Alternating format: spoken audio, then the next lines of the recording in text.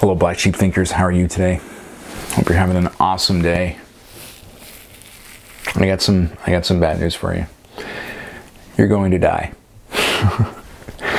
It's weird. I wonder how many of you reacted like it's a morbid thing, or yeah, duh, or it's interesting because the topic of death freaks people out. But I think what's more important is I think it was Drake or Jay-Z. Everybody dies, but not everybody lives. And I think that's true. I think what stops us is our concern for others, and we're not afraid to fail. We're afraid to be seen as a failure, and because of that, we're so worried about being ridiculed or judged by people that often we just sit pat and kind of wait it out, arrive safely at death. And so I want to talk a little bit quickly because Allan Watts said there's two things every person must consider. One is that saying "I love you" is the most selfish, is a selfish thing. There's no such thing as an unselfish act, which is kind of a knock against altruism. However, that's another story. But I believe that the effort in altruism, knowing that's impossible, is an important part. Which is why my favorite song is "The Impossible Dream." But hey, I'm getting off topic. The other part of it, why I bring up Allan Watts, is he said that a person must really fully understand their death and contemplate it. And so I don't know what he meant by that, but here's how I took it. And I took it further. He said, take it to the extreme. So it was very beneficial exercise, and I'm going to share with you, hopefully, some insight that will help maybe liberate you from some thoughts that you have and help you think differently. And so the first thing is understanding that, we know we're going to die, and we kind of just neglect that sometimes. And so the first thing is I wake up every day as part of my routine, and I look in the mirror and I say, this might be your last day. Like today, you could die. And it doesn't scare me. I actually live more fully. I let things go faster because it's like, think about it. Take a moment. Take a moment, really. Really play it out in your head. Today is your last day on earth. And so what happens tomorrow? Well, tomorrow you're not here anymore. And so let's play that out. Half the people that love you, they're incredibly sad, and they show up at your funeral if you have one, or whatever it is, a celebration of life. They think of you. It's a sad day for them.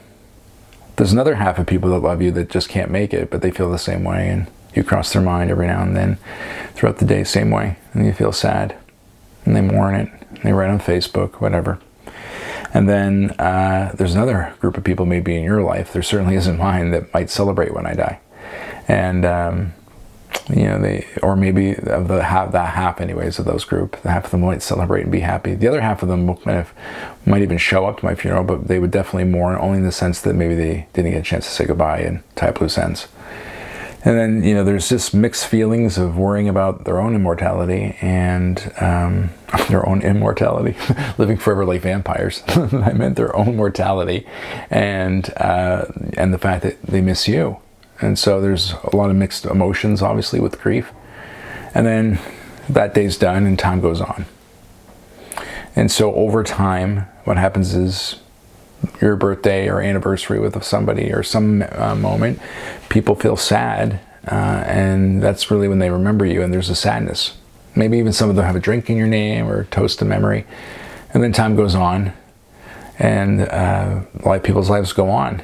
And then you become a faded memory in some ways to many people, and some hold you dear in their heart. But after many more years, those people pass away. And maybe the next generation knows you. So within 100 years, say, and maybe a little bit more, anyone who really knew you, truly knew you, has vanished off the face of the earth. And because their time has come. And so now you didn't really exist or leave anything behind.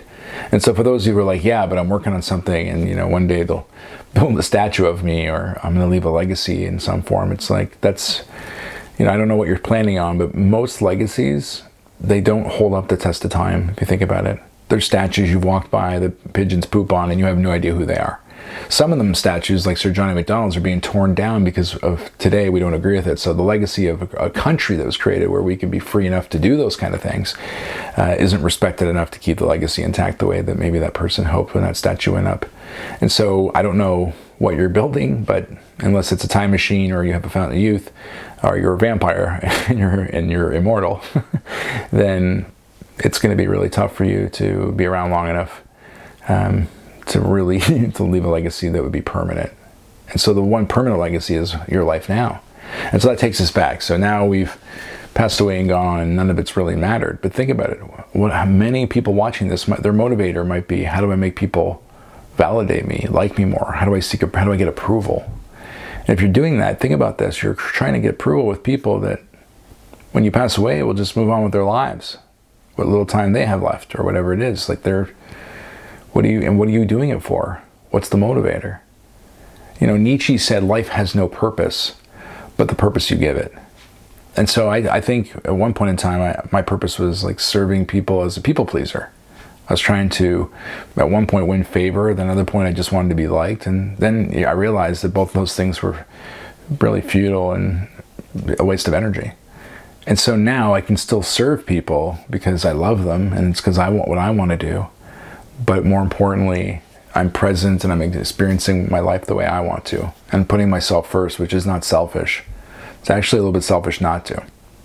What are we teaching people when we sacrifice ourselves like a martyr and not live the experience that's important for us? We're teaching them that that's okay, and it's not. This is our journey, our ride. We can take care of others along the way, but we must put ourselves as a priority and love ourselves that way, right? And we have to put that forward.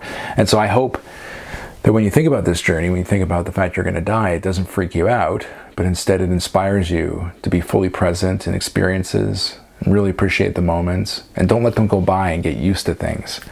Wake up in gratitude, wake up in appreciation of the things around us. I think it's been hard this last few years to do that because of all the things we're experiencing globally, but I just appreciate it more. One day we might look back and go, man, I wish I enjoyed the break more during COVID. I wish I enjoyed the time I got with my family because everything's getting faster and more furious with technology and immediate gratification and the things and life. And it's fast and furious. And so I just think now's the time to appreciate the slowdown. And that goes back to this. Every day is a really special day. Every day is a great day. Some are just better than others. And so I just want you to live into that and lean into it and tell me how you are living your life fully. Are you living it for yourself or are you living it for others?